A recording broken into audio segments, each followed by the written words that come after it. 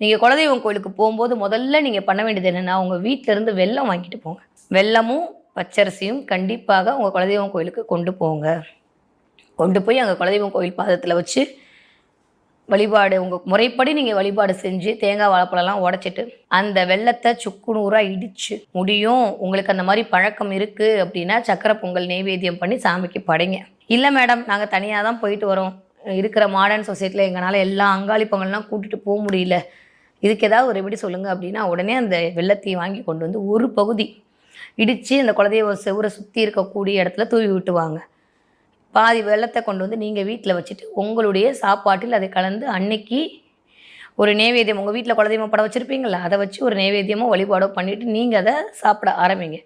இது ஒரு மெத்தடு. இன்னொன்று நான் இப்போ சொல்கிறது கண்கூடான பலனை தரக்கூடிய ஒரு விஷயம். இலுப்ப எண்ணெய். உங்கள் குலதெய்வத்தை வசியம் பண்ணணும்